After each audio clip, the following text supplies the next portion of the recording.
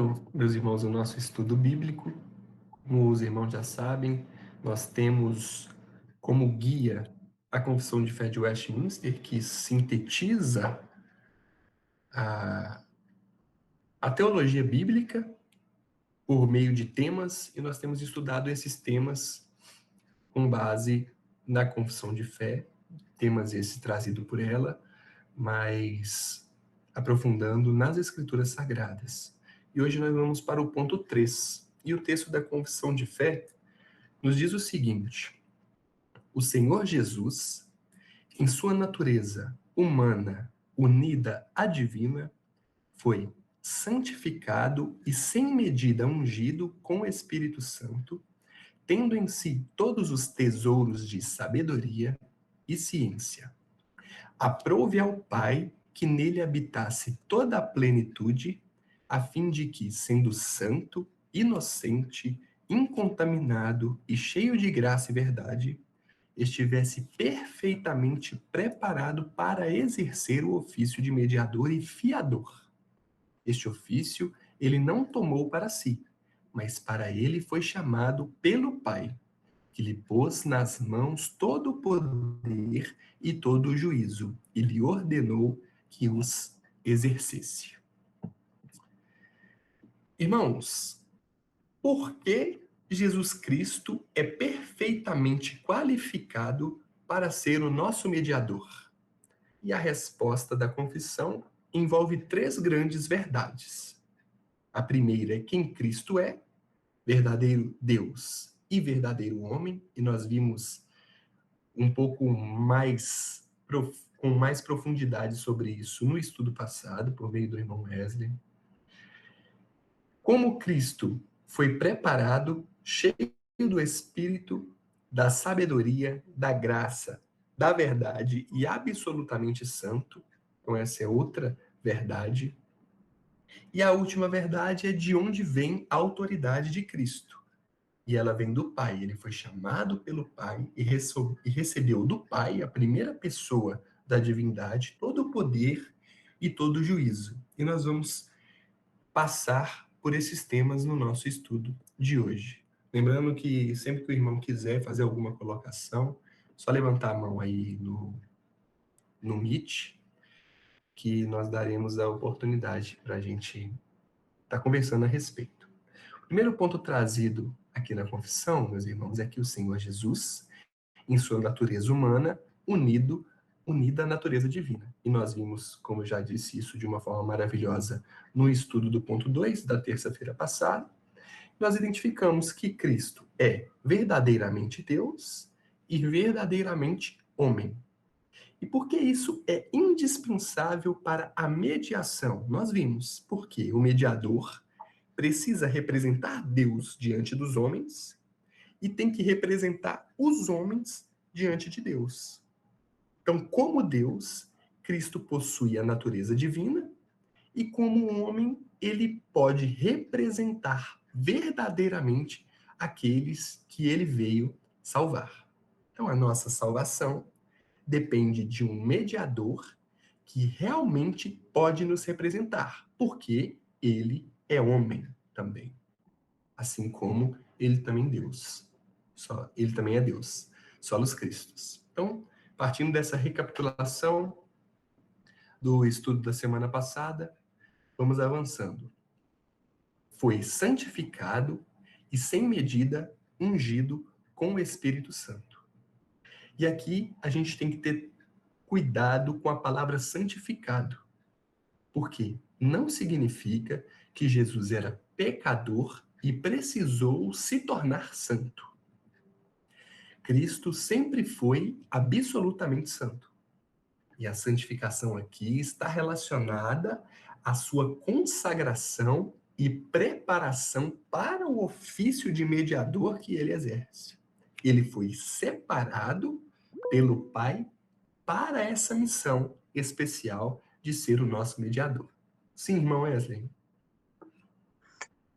Ô, irmãos, essa confusão pode nascer por causa de um problema na compreensão do que é a palavra santo, do que significa ser santo.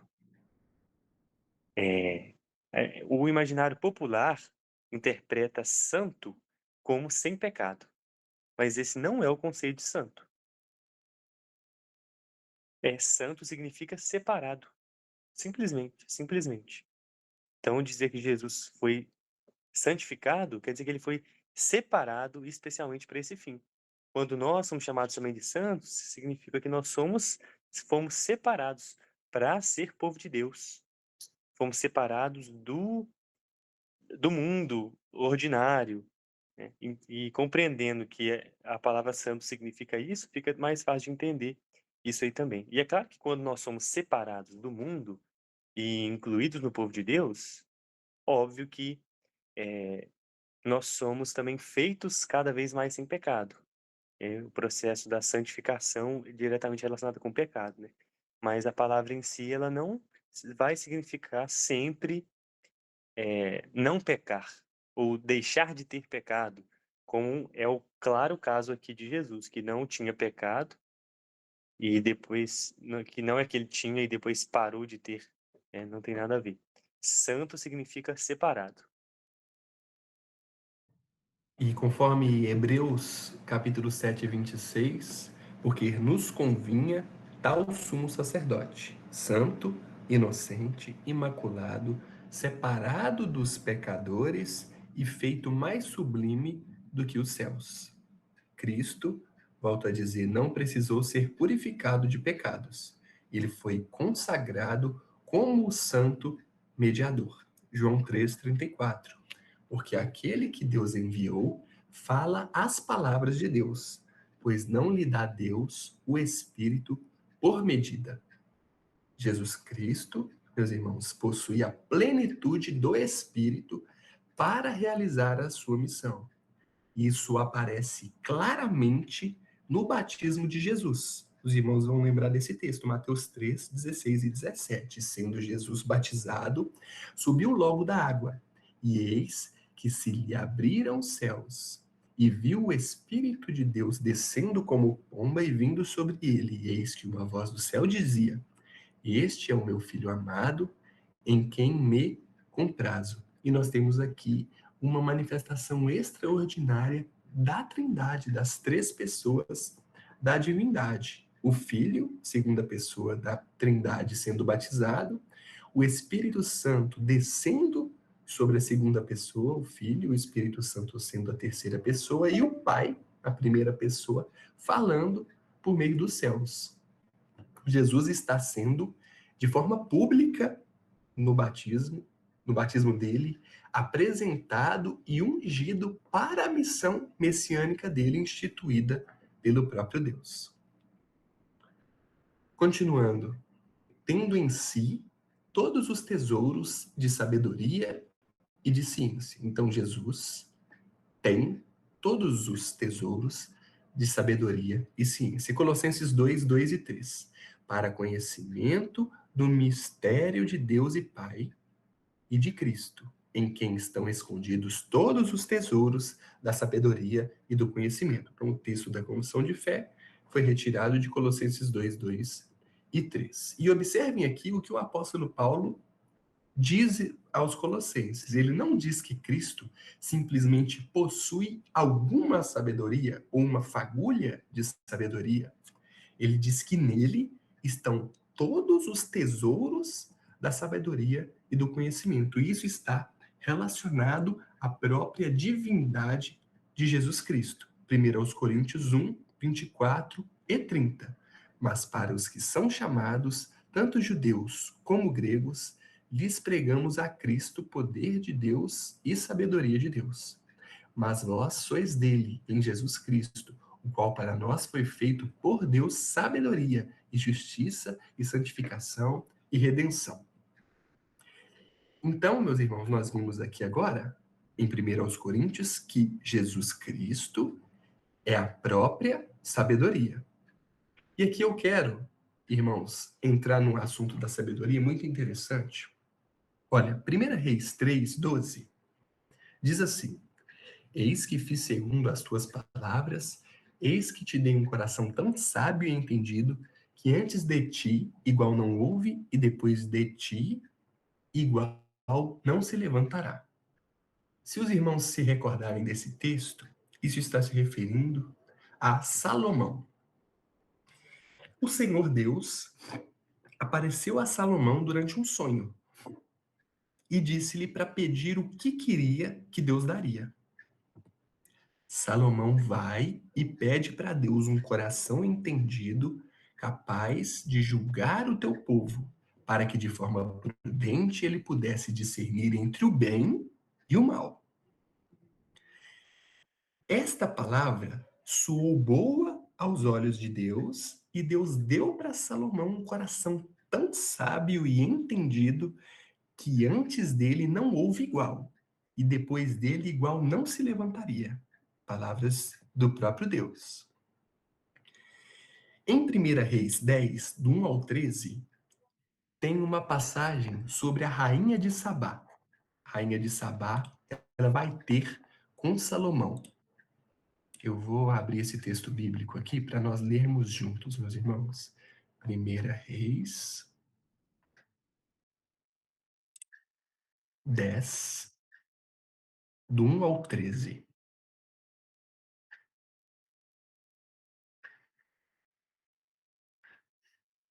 A rainha de Sabá. E ouvindo a rainha de Sabá a fama de Salomão, acerca do nome do Senhor, veio prová-lo com questões difíceis. E chegou a Jerusalém com uma grande comitiva, com camelos carregados de especiarias e muitíssimo ouro e pedras preciosas. E foi a Salomão e disse-lhe tudo quanto tinha no seu coração.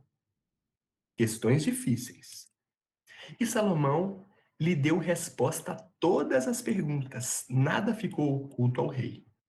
Vendo, pois, a rainha de Sabá toda a sabedoria de Salomão, lembre-se, isso aconteceu depois de Deus ter dado a sabedoria para Salomão. E a casa que edificara, e a comida de sua mesa, e o assentar dos seus servos, e o estar dos seus criados, e as vestes deles, seus copeiros, holocaustos que ele oferecia na casa do Senhor, ficou fora de si, ficou impressionada. E disse ao rei: era verdade a palavra que ouvi na minha terra, dos teus feitos, da tua sabedoria. E eu não cria naquelas palavras, até que vim e meus olhos o viram. Eis que não me disseram metade, sobrepujaste em sabedoria e bens a fama que ouvi. Bem-aventurados os teus homens, bem-aventurados esses teus servos, que estão sempre diante de ti, que ouvem a tua sabedoria. Bendito seja o Senhor Deus, que teve agrado de ti, para te pôr no trono de Israel, porque o Senhor ama Israel para sempre. Por isso, ele estabeleceu-te como rei, para fazeres juízo e justiça. E deu ao rei 120 talentos de ouro, e muitíssimas especiarias, pedras preciosas, e nunca veio especiaria em tanta abundância, como a que a rainha de Sabá deu ao rei Salomão. Também as naus de Irão, que de Ofir levaram ouro, traziram de Ofir muita madeira, de almugue e pedras preciosas. E dessa madeira de almugue fez o rei balaustres para a causa do Senhor e para a casa do rei, como também harpas, aludes para os cantores. Nunca veio tal madeira de almugue, nem se viu até o dia de hoje. E o rei Salomão deu à rainha de Sabá tudo o que ela desejou, tudo quanto pediu, além de que Salomão dera por sua generosidade real. Então ela voltou e partiu da sua terra, ela e seus servos. Vejam bem, meus irmãos, que interessante. A rainha de Sabá vem ter com Salomão. Ela ouviu falar de grande sabedoria e riqueza de Salomão, dada por Deus, e foi ver tudo com os próprios olhos. Lembram-se, a rainha de Salomão não fazia parte do povo de Deus, era uma gentia. Ela levou ouro em grande quantidade, pedras preciosas e muitas especiarias para presentear o rei de Israel. E ela fez perguntas difíceis, enigmas, mas Salomão respondeu todas com facilidade e a deixou maravilhada. Agora vejamos o que Jesus Cristo diz em Mateus 12:42. A rainha do sul se levantará no juízo com esta geração e a condenará, porque veio dos confins da terra para ouvir a sabedoria de Salomão. E eis que aqui está quem é maior do que Salomão. Irmãos, nesse texto, Jesus usa esse exemplo da rainha do sul para repreender os ouvintes da sua época. Jesus disse que a rainha do sul, a rainha de Sabá, se levantará no dia do juízo para condenar aquela geração, porque ela viajou de muito longe para ouvir o homem mais sábio da terra. Enquanto os judeus, na época do Cristo, rejeitaram a presença de alguém maior do que o homem mais sábio da terra, maior do que Salomão, o próprio Cristo, que estava ali diante deles. Então, nós vemos que Salomão, ao receber a sabedoria por parte de Deus, ele recebeu, meus irmãos, Cristo, a própria sabedoria encarnada, que ele mesmo acima ser maior do que Salomão. Salomão recebe Jesus. E aqui eu quero fazer uma pergunta para os irmãos interagirem conosco. Levando em consideração que Jesus é a sabedoria, o que de fato é a sabedoria bíblica que Salomão recebeu, meus irmãos? Alguém poderia compartilhar? Em vias práticas, o que é Sabedoria, ser sábio? a sabedoria, né, prática bíblica é tu aprender e colocar em prática, né? Como Cristo, né, vai nos ensinar aqui, né? Se nós não obedecemos os mandamentos dele, nós aprendemos diariamente, né, lendo a palavra. Se nós não colocarmos em prática tudo que a gente aprende, nós somos tolos, né? Então a sabedoria bíblica é nós aprendermos e colocarmos em prática. Nós podemos afirmar, por exemplo, que todo idoso é sábio?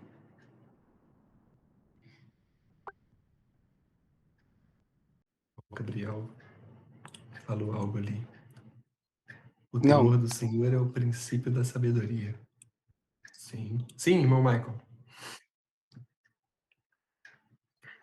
eu acredito que não. Afirmar que todo idoso é sábio, não. E uma criança poderia ser considerada sábia? Uma criança? Poderia. Uma criança poderia ser considerada sábia. Mas alguém gostaria de compartilhar um conceito de sabedoria?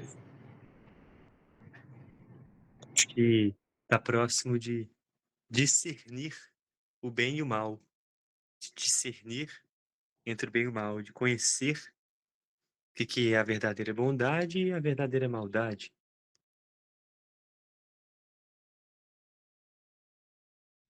Então, meus irmãos, Deuteronômio 4:6 diz assim: Guardai-os, pois, e cumpri-os, porque isso será a vossa sabedoria e o vosso entendimento perante os olhos dos povos, que ouvirão todos esses estatutos e dirão: Este grande povo é nação sábia e entendida. O que é a sabedoria? Sabedoria nada mais é, meus irmãos, que guardar e cumprir a lei do Senhor. Por que Cristo é a sabedoria? Porque ele guardou e cumpriu completamente toda a lei do Senhor. E apesar de Salomão ter recebido a sabedoria, ainda assim ele não foi capaz de guardar e cumprir toda a lei do Senhor, porque ele não era a sabedoria, mas Cristo é a sabedoria, porque foi e é o único capaz de guardar toda a lei. E isso está relacionado de forma direta à própria divindade de Jesus Cristo, que é completamente homem e completamente Deus. Então, meus irmãos, levando em consideração esse conceito, e eu não sei se ele é algo novo para os irmãos que estão presentes aqui no grupo, eu até já trouxe esse tema num sermão lá na congregação uma vez, mas levando em consideração o que é a sabedoria, meus irmãos, que possamos clamar por essa sabedoria a todo tempo, a ponto de termos o conhecimento do que é bom e do que é mal, ou seja, conhecer a lei do Senhor, porque é Ele que determina o que é bom, o que é mal, o que é certo e o que é errado, mas não só entender, mas como diz Deuteronômio, guardar e cumprir, para que isso seja a nossa sabedoria. E para os irmãos que ouviram o meu sermão, ou que já prestaram atenção nesse texto bíblico, Salomão, antes de receber a sabedoria, ele oferecia sacrifícios nos altos.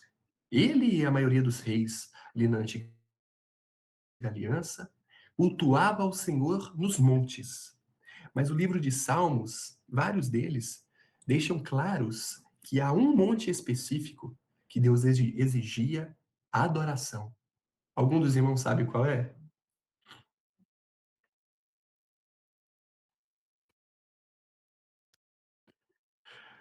O Monte Sinai,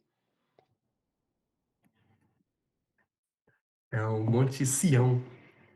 Salmo 132, 13 e 14 diz: Pois o Senhor escolheu Sião, desejou-a para ser a sua habitação, o seu descanso para sempre. Disse ele: Habitarei aqui, pois este é o lugar que desejei. Salmo 78, 68. Mas escolheu o Monte Sião, o monte que ele amava.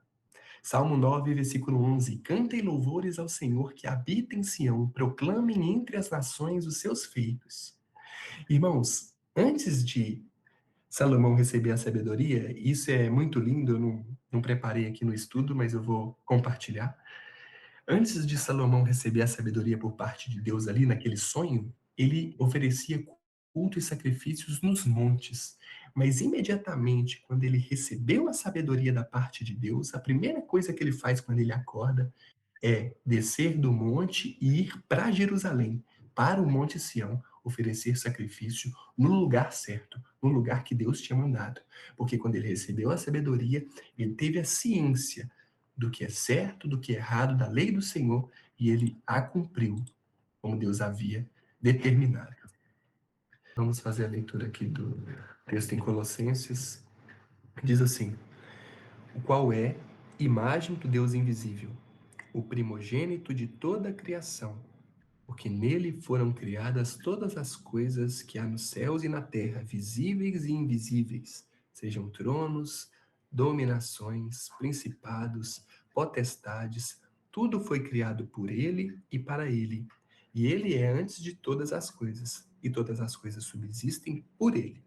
E ele é a cabeça do corpo da igreja, é o princípio e o primogênito dentre os mortos, para que em tudo tenha a preeminência. Porque foi do agrado do Pai que toda a plenitude nele habitasse, e que, havendo por ele feito a paz pelo sangue da sua cruz, por meio dele, reconciliasse consigo mesmo todas as coisas, tanto as que estão na terra como as que estão no céu. Colossenses 2:9. Porque nele habita corporalmente toda a plenitude da divindade. Paulo não está dizendo que Cristo recebeu apenas uma parte da divindade. Não diz que Jesus é semelhante a Deus. Diz que toda a plenitude de Deus habita em Cristo corporalmente. Isso está relacionado diretamente à encarnação de Jesus, o Filho eterno que estava com Deus antes mesmo da criação do mundo, como nós vemos, né, no Evangelho de João 1. O Filho eterno assumiu o corpo verdadeiro, tabernaculou-se e habitou entre nós. Portanto, Jesus é Deus verdadeiro em verdadeira natureza humana. Continuando, a fim de que, sendo santo, inocente, incontaminado. E esta é uma das condições indispensáveis para Cristo ser o nosso mediador e fiador. Porque se Cristo tivesse pecado, ele precisaria de um Salvador, meus irmãos. Por isso que entra aquela colocação que foi feita no grupo sobre o fato de Jesus ter pedido para afastar o cálice. Para deixar claro que ele não desejou a própria morte, quebrando assim o sexto mandamento. Porque Cristo não pecou, meus irmãos. Se ele tivesse pecado, ele precisaria de um Salvador. Mas não, ele é o próprio Salvador imaculado. Não pecou. E se ele tivesse culpa própria, não poderia carregar para si a culpa dos outros.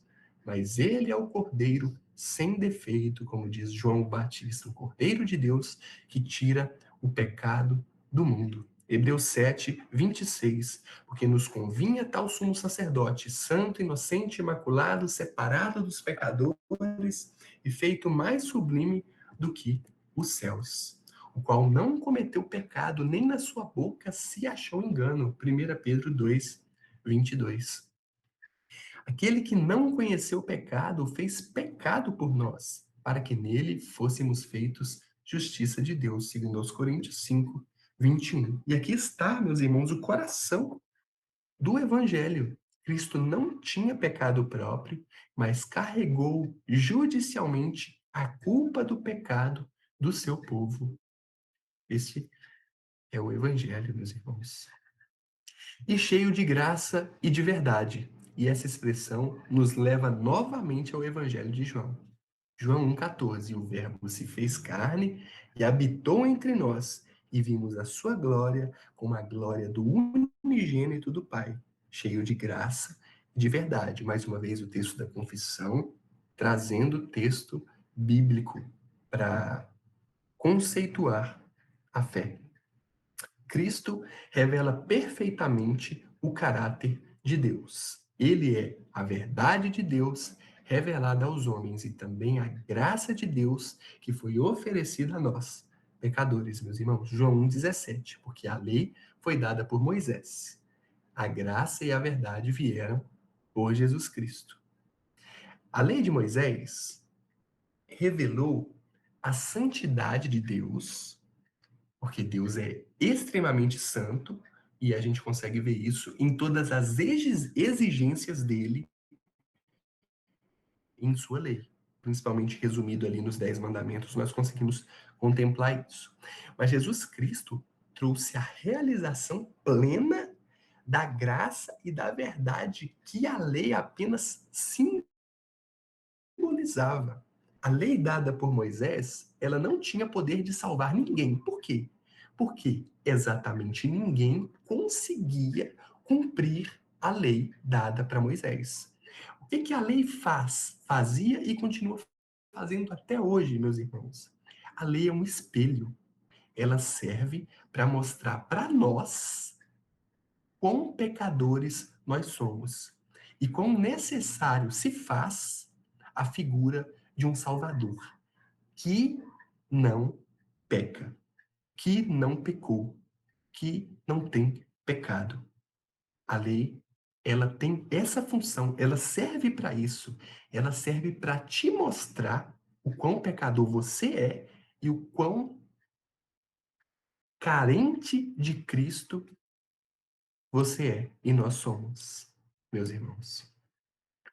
Estivesse perfeitamente preparado para exercer o ofício de mediador e fiador, ofícios do nosso querido Jesus o Cristo.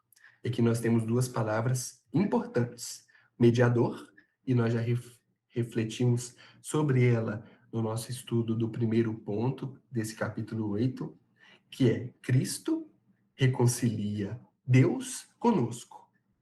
Mediador nesse sentido. Por quê, meus irmãos? O pecado é sabido de todos, entra no mundo por causa da desobediência do homem que comeu do fruto proibido por Deus.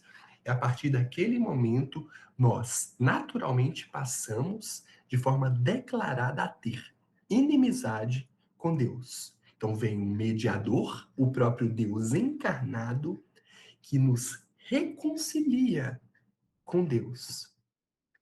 E esse mesmo mediador é um fiador, que além de nos reconciliar com Deus, ele assume a responsabilidade de garantir o cumprimento daquilo que se faz necessário para a salvação do seu povo.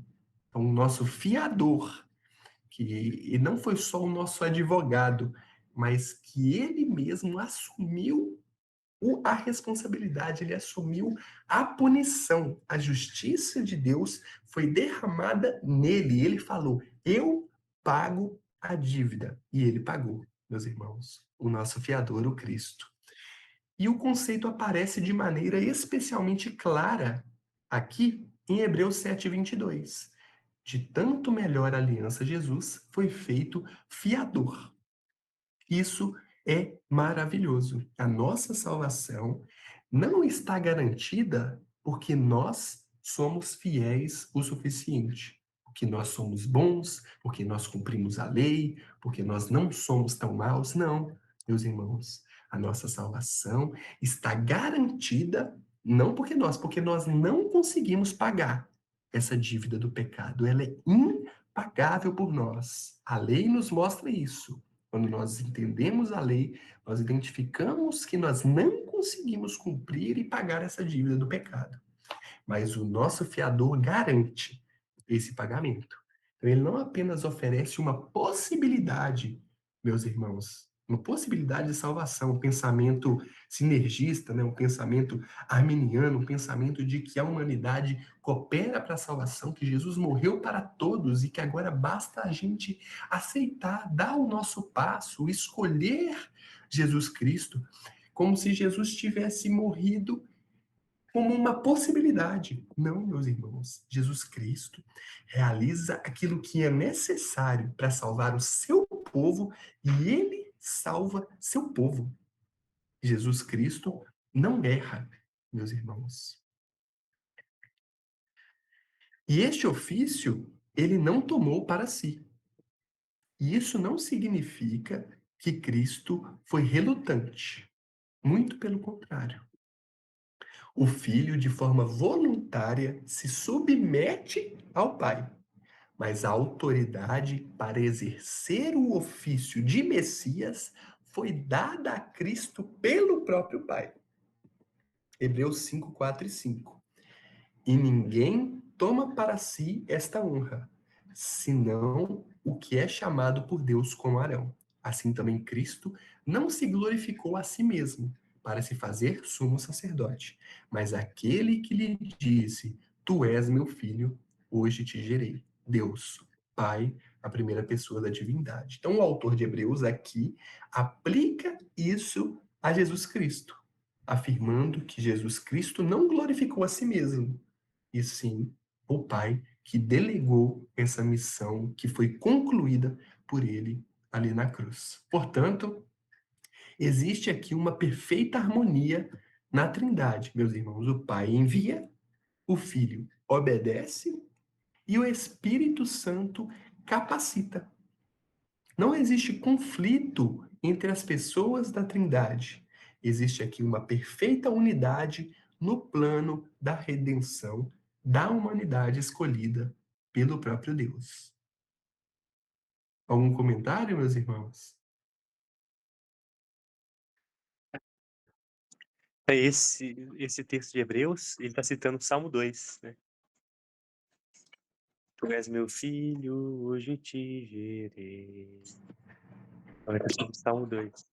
Que também fala, constituí meu rei, o meu ungido, sobre o meu santo monte de Sião. Bem brevemente, só com que nós já temos seu decreto. Oh, o homem é reformado. Só com o que o William já nos explicou nessa aula, Deus constituiu Jesus como rei e o ungido. Aí o William já falou sobre a unção do Espírito Santo, que é o batismo de Jesus Cristo, que é o marco, que é o marco do ofício de Jesus Cristo, de quando ele começou a exercer o seu ofício. O batismo de Jesus Cristo é a sua unção com o Espírito Santo. Então ele foi ungido e ele também é o Filho de Deus, também que foi gerado eternamente pelo Pai. Então só nesse trechinho do Salmo 2, nós já temos o envio do Pai, o envio do Filho pelo Pai, como o Rei mediador, como um ungido do Senhor, que governaria que governaria.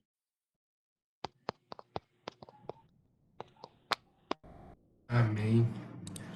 E caminhando já para o fim do texto da confissão, meus irmãos. Mas para ele foi chamado pelo Pai, que lhe pôs nas mãos todo o poder e todo o juízo, e lhe ordenou que os exercesse. E aqui encontramos Cristo, não apenas como um Salvador, que isso já é evidente para nós, que ele é o nosso Salvador, mas aqui nos é trazido a figura de Cristo como Rei e como Juiz. João 5:22. E também o Pai a ninguém julga, mas deu ao Filho todo o juízo. Por quê? E João 5:27, ele mesmo responde. E deu-lhe o poder de também exercer o juízo. Por quê? Porque é o Filho do homem. Porque Jesus é o Filho de Deus. Porque Jesus é o próprio Deus. Portanto, ele tem todo o juízo. Então, Jesus recebe a autoridade de Deus para julgar precisamente em sua condição de Messias encarnado. Então, depois da ressurreição, próprio Jesus declara: e chegando-se, Jesus falou-lhes, dizendo: é-me dado todo o poder no céu e na terra. E isso, meus irmãos, é absurdamente extraordinário, porque aquele que foi humilhado, crucificado, morto, agora ele é exaltado. Senta-se no trono, como naquela visão do profeta Isaías, e governa e reina hoje o mundo sobre todas as nações. Sim, irmão Michael Lima? Eu tô meio ruim da tosse hoje, tá bravo de falar. Assim, ó, não sei se vocês já viram uma palavra do Josafá, e até respondeu aquela pergunta do irmão Reinaldo que fez na outra aula, né, sobre Deus ser justo e injusto, né? Aquela pergunta que o Davi fez, né, para vocês ali, nós conversamos, eu dei explicação para ele quando nós vimos as aulas, e aí ele pegou e fez aquela pergunta para mim, né? Foi a mesma resposta que eu dei que vocês deram, mas surge uma dúvida em nós, né? Na hora assim que ele perguntou, eu digo, olha, eu creio que seja isso, antes de perguntar para vocês, mas pergunta para ali para ver o que eles vão responder, né? E realmente é aquilo ali, né? Ele não se arrependeu de fazer. Mas o pastor Josafá Vasconcelos, ele estava falando sobre isso, sobre sobre a salvação, né? Era sobre a salvação a palavra. E ele monta uma historinha, assim, não sei se vocês já viram, assim. Antes de Deus criar tudo, como se tivesse Deus lá, né? Imaginando assim, eu vou criar um universo, vou criar todas as coisas, né? E vou criar um povo. E vou criar, né, dentro desse povo, pessoas que eu vou salvar. Que é a história da Bíblia, é isso, né? E eu vou escrever um livro. E eu vou escrever um livro, dentro desse livro vai estar o nome das pessoas que eu vou salvar. E aí esse é o meu plano. Daqui a pouco Cristo aparece nessa cena e diz: eu então vou descer e vou salvar. Então é aquela de Cristo, né? Ele se ofereceu. Deus não foi injusto na execução do plano dele, né? É como se Deus criasse todo um plano e Cristo vem e se oferece para fazer esse plano de Deus, né? Aí Deus pega e entrega esse livrinho para Cristo. Dentro desse livro tá os nomes de quem Deus amava e ia ser salvo, e Cristo disse que ia morrer por aqueles que ele amava. Aí quando vê, aparece o Espírito Santo na cena. Ah, então eu vou descer com você, eu que vou descer, vou ressuscitar essas pessoas e vou fazer com que eles te amem. Então, é uma obra completa entre o Pai, o Filho e o Espírito Santo. Então, não existe essa injustiça em Deus, né? Então, claro, dentro da palavra a gente vai pegando todos os detalhes, né? Mas esse plano de Deus que a gente está vendo aí, né? Que agora está sendo falado, né? De Deus ter feito tudo isso com Cristo, é um plano perfeito, né? E como eu botei ali, né? Tem coisas que nós não vamos entender, porque não é para ser entendido. E, na realidade, esse plano de Deus perfeito, ao nosso entendimento é inentendível, né? Nem sei se tem essa palavra, mas não tem como a gente entender o que foi Cristo ter morrido e não ter morrido, Cristo ter feito não pecado e se tornado pecado. Então são muitas coisas que o nosso entendimento é fora, né? É porque assim, né, nós somos, né, matéria, nós somos nós estamos dentro do tempo, né? Deus está fora do tempo, está fora da matéria, está fora do espaço, Deus está fora de tudo. Então, esse entendimento que a gente tenta ter de Deus é impossível para nós. Mas como nós humanos, né, e pensadores, nós tentamos, como o irmão Reinaldo perguntou aquele dia, são coisas que vêm para nós, mas é explicado na palavra, mas mesmo explicado na palavra, nosso entendimento, nem sei se quando nós chegarmos no céu, se a gente vai conseguir entender tudo isso, né? Porque é fora de nós, né? São coisas que nós nunca vamos compreender completamente, né? Porque a gente vai saber quem Deus é verdadeiramente, mas acho que nem no céu a gente vai conseguir ter essa contemplação de Cristo completo, né? Porque ele é infinito, né? Nós não temos a ideia do que é o infinito, né? Nós temos ali 100, 120 anos de vida no máximo aí, e a gente acha muita coisa, imagina o que é a infinitude, né? Então, esse plano perfeito de Deus não faz Deus injusto, porque Deus, ele é justiça, né? Só para complementar mais ou menos o que foi falado aquele dia, o que eu falado no grupo, né? Mas é muito legal quando o Josafá conta essa história assim, abre um entendimento nosso em algumas coisas, né? Porque é um plano perfeito, né? É um plano perfeito de Deus, né? Amém. Sim, irmão Wesley. É, eu gostaria de falar sobre o aspecto de Cristo como juiz. Só dar mais um destaque para esse ponto, que Ah, é... então deixa eu fazer uma colocação antes, dentro daquilo que o Aham, irmão Michael Lima falou, e a gente volta para Jesus Cristo como Rei e Juiz.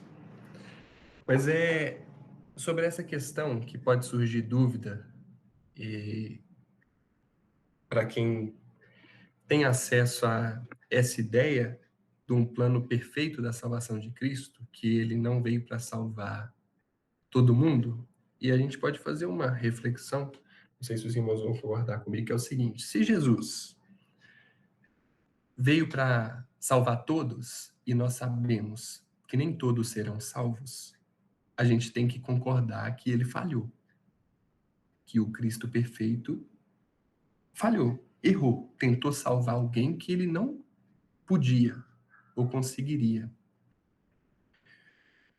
Mas em contrapartida, se a gente afirmar que ele veio para salvar, que ele é perfeito, que ele veio para salvar alguns e que esse alguns ele vai salvar, a gente esbarra naquela ideia padrão do nosso senso de justiça de que ele está sendo injusto por não ter escolhido salvar alguns e ter, na verdade, escolhido condená-los, alguns. Mas aí, a resposta disso, meus irmãos, tá para aquilo que nós abordamos no início da nossa aula, que é a lei, que é quando nós identificamos que ninguém conseguiria cumprir a lei e que ninguém conseguiria se salvar. Ou seja, todo mundo está caminhando de olhos vendados para o abismo da condenação, naturalmente. E Deus, por sua infinita misericórdia e bondade, envia o mediador que retira alguns da sua trajetória natural, exercendo a sua justiça, punindo o próprio Cristo para que esses alguns fossem retirados dessa eternidade maldita, consequência do pecado. Então, esse entendimento, essa compreensão da lei, da nossa pecaminosidade, da nossa impossibilidade de abraçar o Cristo, de querer ser salvo, e nós vemos que nós não conseguimos fazer isso, meus irmãos, isso que faz com que a gente entenda a justiça e não a injustiça da parte de Deus em condenar todos que merecem essa condenação e livrar alguns por ter condenado Jesus Cristo por meio da sua santa ira. Sim, irmão Wesley. muita gente vê o exemplo de Jacó e Esaú, em que Deus claramente diz: amei a Jacó e odiei Esaú.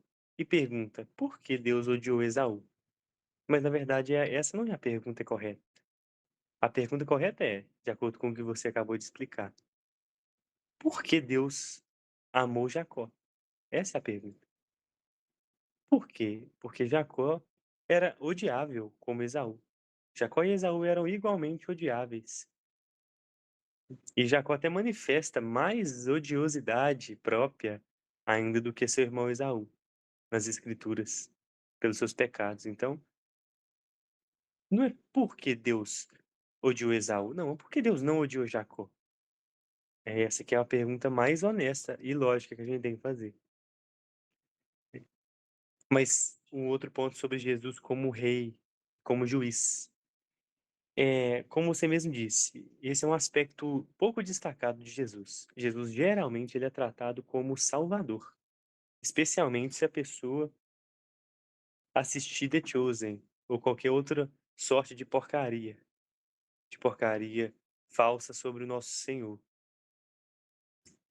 Porque até o aspecto do Salvador lá é deturpado, né?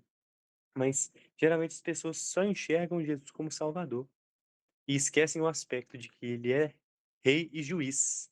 E percebam que o texto de Malaquias 3 fala sobre a vinda de Jesus, sobre o nascimento de Jesus.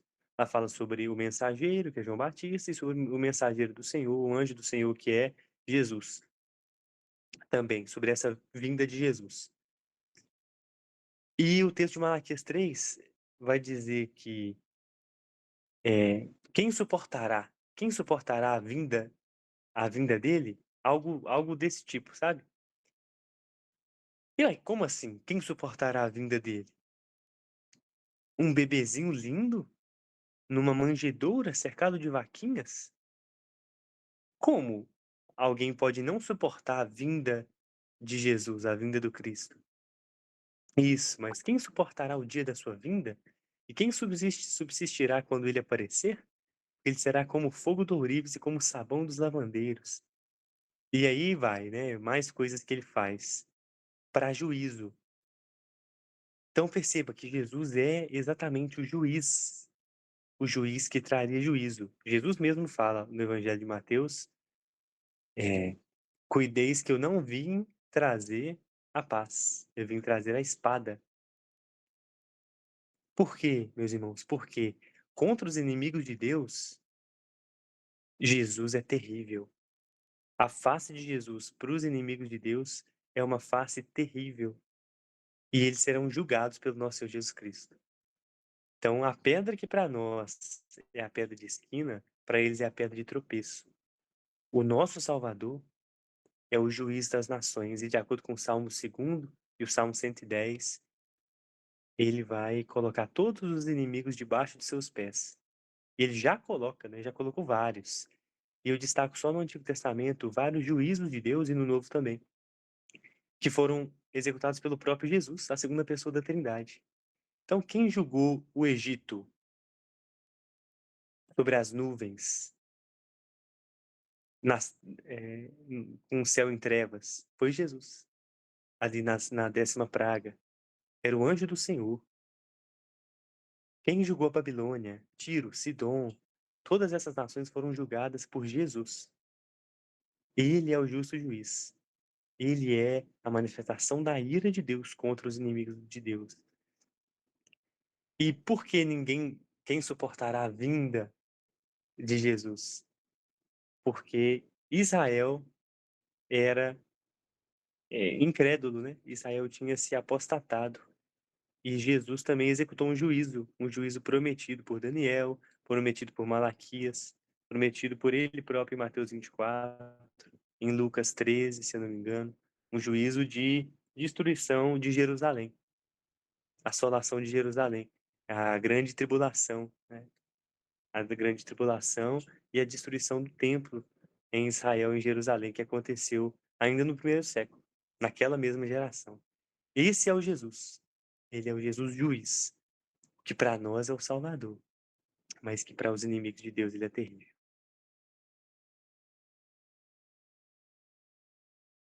A cruz, meus irmãos, não foi uma derrota, foi o caminho da sua exaltação. Em Filipenses 2, do 8 ao 11, nos mostra essa sequência. E achando na forma de homem, humilhou-se a si mesmo, sendo obediente até a morte, e morte de cruz. Por isso também Deus o exaltou soberanamente e lhe deu um nome que é sobre todo nome, para que ao nome de Jesus se dobre todo o joelho dos que estão nos céus e na terra e debaixo da terra, e toda a língua confesse que Jesus Cristo é o Senhor, para a glória de Deus Pai. Humilhação, obediência, morte, ressurreição, exaltação e o senhorio universal de Cristo, que reina e que julga e que julgará também em sua segunda vinda. E Paulo conclui que todo joelho se dobrará diante dele, do Cristo. Conclusão, meus irmãos: Cristo foi plenamente ungido com o Espírito Santo para o Messiado. Cristo foi puro, impecável e cheio de graça. Cristo é nosso mediador e fiador e foi revestido de poder e de autoridade, não só para salvar, mas para reinar e para julgar. Judas 1, 25. Ao Deus único, sábio, Salvador nosso, seja a glória e majestade, domínio e poder, agora e para todo sempre. Amém.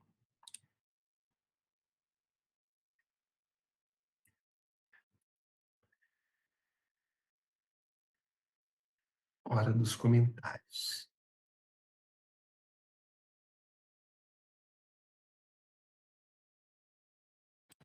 Você poderia também ter utilizado a parte final da oração que o próprio Jesus nos ensinou. E aqui em casa a gente está nos mesmos. Tudo vai batendo, né? Eu digo que a gente estuda aqui, a gente estuda no culto caseiro, estuda no catecismo, a gente vai pegando tudo na sequência e vai chegando tudo assim, tá tudo. As palavras que a gente está vendo do Frank é do Pai Nosso. Aí a aula da semana passada de vocês, que eu não estava, eu assisti ali, bateu certinho o que eu tinha visto do Frank na primeira e segunda petição. Então, assim, as coisas, né, elas são tudo perfeito, assim, né? Que cada vez tu vai te aprofundando nos mesmos assuntos sem querer, né? Meio-dia a gente faz um culto, bate com o que a gente faz de noite, que é separar as palavras. A gente lê o catecismo e bate com o que a gente estudou. A gente vem para a aula, bate com o que foi estudado na Bíblia, no catecismo. Aí chega no culto, o estudo, bate com o que está cantando. Olha, é uma coisa assim, né? Muito perfeito, né? O trabalhar de Deus na nossa vida, porque a gente tem que se aprofundar em todos os assuntos, né? E, e cada vez a gente vai se aprofundando mais, assim, vai cavando mais, né, no mesmo assunto, assim, né? A gente está estudando o Pai Nosso, eu e o Davi, e, e é muito perfeito tudo, né? Mas quanto mais a gente aprofunda, mais a gente percebe a unidade das escrituras mesmo, é o que você está falando. Não é coincidência. É porque, de fato, todos os assuntos estão relacionados. A Bíblia, ela tem um assunto central, que é Jesus. Então, em Gênesis 1, em João 1, ele vai falar que a criação em Gênesis 1 era Jesus criando. E nós estamos estudando sobre o mediador aqui, é perfeito a gente tratar sobre isso.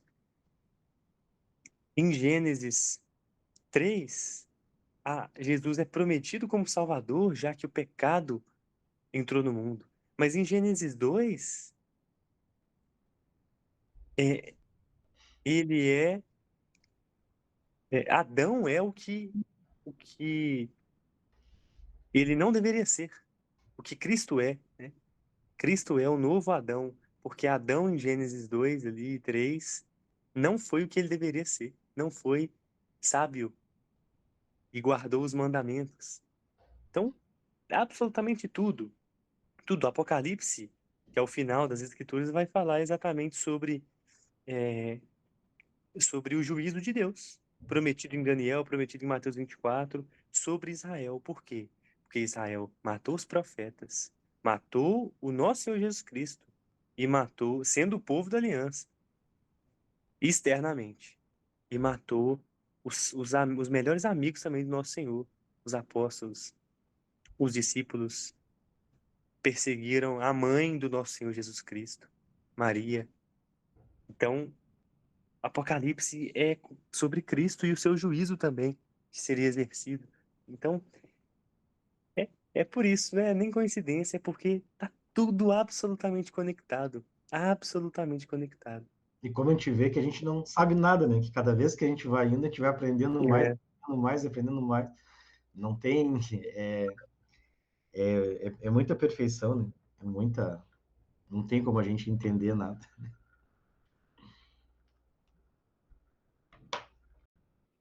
Não, não, isso também é muito, muito exagerado. Não tem como a gente entender nada. Eu entendi, né? A gente O que tem, você disse. mas a gente não vai conseguir entender a infinitude de Deus, assim, né? Então, a gente tem assim, a gente está ali comendo nas beirinhas das beirinhas das beirinhas, que quanto a gente vai vendo, mais a gente vai aprendendo, né? Então, É, parece que cada vez mais, né? mas é um cada vez mais que parece que quando a gente entra num outro ponto, assim, parece que Abre mais um uma leque, imensidão, né? uma mansidão, assim, né? É A gente verdade. para ali, que nem as palavras que a gente fala no grupo ali, a gente bota ali, vem umas palavras ali que assim, pô, como é que a gente não enxerga aquilo, né? E aí se abre um leque assim de coisas muito. É muita coisa, né? É muita coisa. Graças a Deus. Amém, meus irmãos. Eu mesmo vou orar, então, encerrando o nosso estudo de hoje. Senhor nosso eterno Deus e nosso Papai, Papai também do nosso amado Jesus Cristo, que reina e reinará eternamente, Papai. E nós reinaremos juntos com Ele na glória, nós cremos. Queremos agradecer ao Senhor por ser o nosso Deus, por ser o nosso bom pastor, Papai, e por sermos as suas ovelhas. Muito obrigado. Obrigado em especial por esse estudo, que o Senhor possa cada dia nos mostrar mais de Cristo. Possamos a cada dia conhecer mais a Jesus, aquele que intercede por nós e continua intercedendo, Papai, a cada dia. E que se não fosse Ele, perdidos estaríamos, Senhor. Imploro que o Senhor inculque o Cristo nas nossas mentes e nos nossos corações, nos próximos dias, que possamos ficar pensando o tempo inteiro em Jesus, Papai, e na Tua Santa Palavra, Senhor, em nosso trabalho, na nossa vida, e que o Senhor possa também nos dar ânimo para falar do Jesus Cristo para os outros, aqueles que amamos, Papai. Porque se nós amamos os outros, nós queremos que eles conheçam o Cristo Salvador, Papai. Então que o Senhor possa nos encher de coragem e ânimo para anunciar o Teu santo Evangelho. Papai, no mais, te agradecemos mais uma vez por todas as maravilhas que o Senhor nos tem derramado, em especial Cristo Jesus, o nosso Salvador. Obrigado e amém.